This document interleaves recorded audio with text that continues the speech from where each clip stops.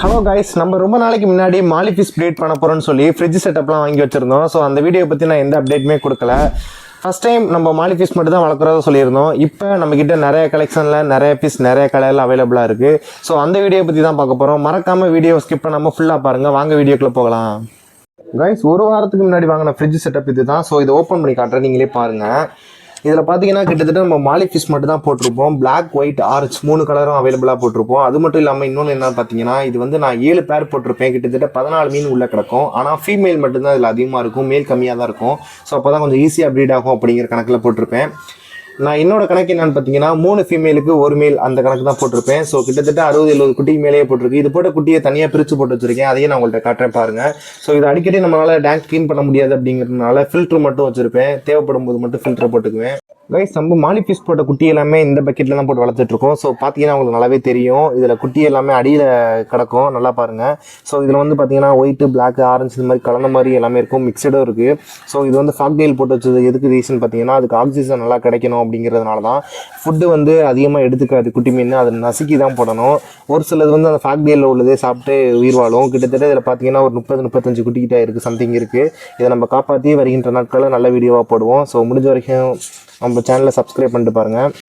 அடுத்து இந்த டப்பில் என்ன போட்டிருக்கேன்னு பார்த்தீங்கன்னா, கப்பி ஃபிஷ்ஷோட குட்டியை தான் போட்டிருப்போம். ஸோ இந்த வாட்டி 4 குட்டி தான் நல்லா காப்பாற்ற முடிஞ்சிச்சு. குட்டி பொறிக்கலையா இல்லை நம்ம வந்து ஒழுங்காக பார்க்கலன்னு தெரில.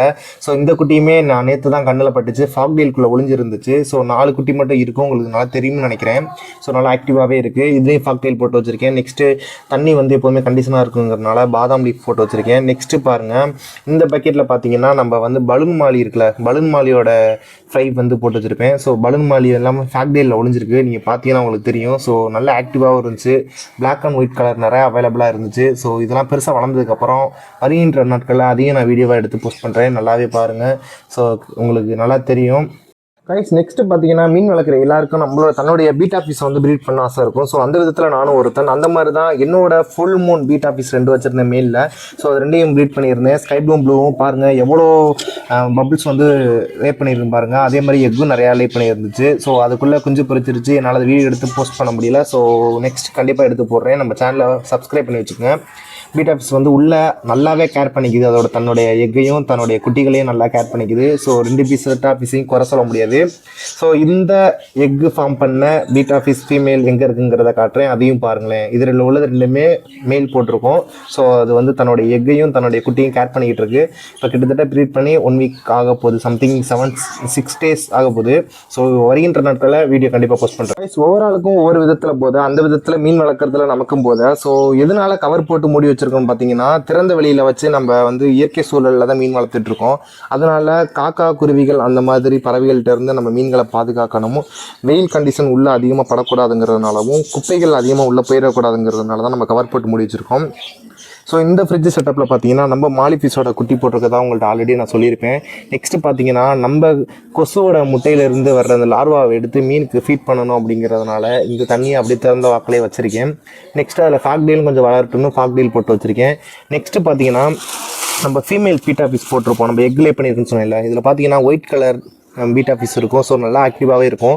இதை தனியாக போட்டு வச்சது காரணம் என்ன பார்த்தீங்கன்னா, அப்போ தான் ஈஸியாக க்ரோ ஆகும் அப்படிங்கிற ஒரு நாள் நான் மட்டும் தான் போட்டு வச்சுருக்கேன். நெக்ஸ்ட்டு இதில் ரெட் கலர் பீட்டா ஃபிஷ் போட்டு வச்சுருப்பேன். இது இந்த டைம் நிறையா எக்லே பண்ணுச்சு. ஸோ ஃபஸ்ட் டைம் நம்ம பீட்டா ஃபிஷ் வந்து ப்ரீட் பண்ணியிருக்கோம்.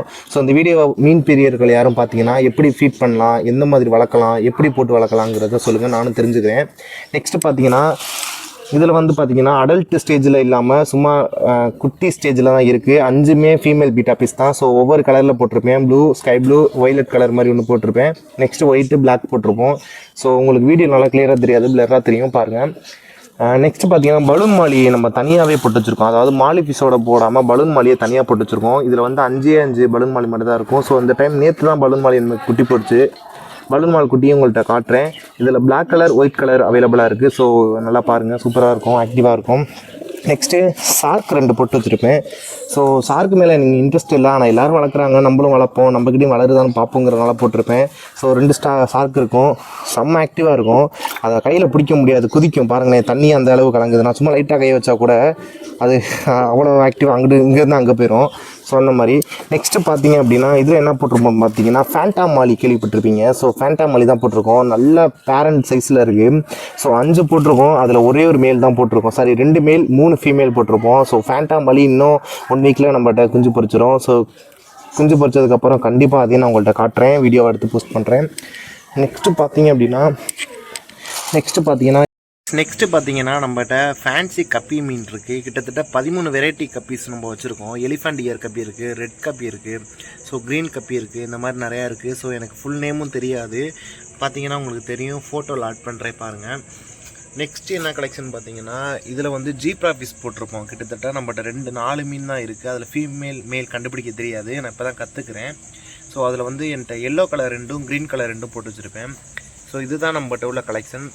நெக்ஸ்ட்டு இன்னும் நல்ல வீடியோவில்